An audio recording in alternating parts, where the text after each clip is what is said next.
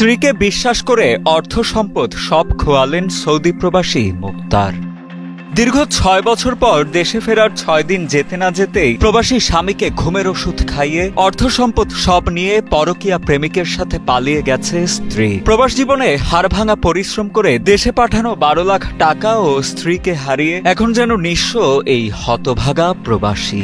আমি আলাদ বরাদ করে সৌদি আরব গেছি। আমি ফ্যামিলির জন্য বহুত কষ্ট করছি। আমি আজকে দৌড়ে বেড়াচ্ছি কুত্তার মতন। আমার কেউ পাত্তাও দেয় না, কেউ দেখেও না। যে হাই চলে যাবে আমি তো ধারণা ছিল না। স্বজনেরা জানান, প্রবাসে থাকাকালীন সময় থেকেই মুক্তার প্রতি মাসে বাড়িতে টাকা পাঠালেও ঠিকমতো তার বৃদ্ধা মায়ের দেখভাল করতেন না মুক্তারের স্ত্রী।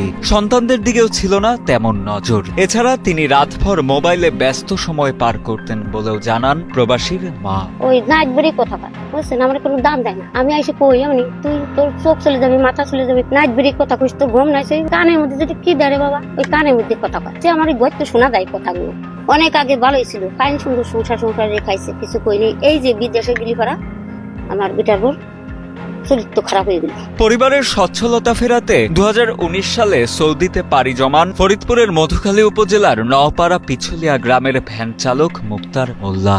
জেদ্দায় রাজমিস্ত্রির কাজ করে উপার্জিত টাকার সিংহভাগই বাড়িতে পাঠিয়ে দিতেন তিনি।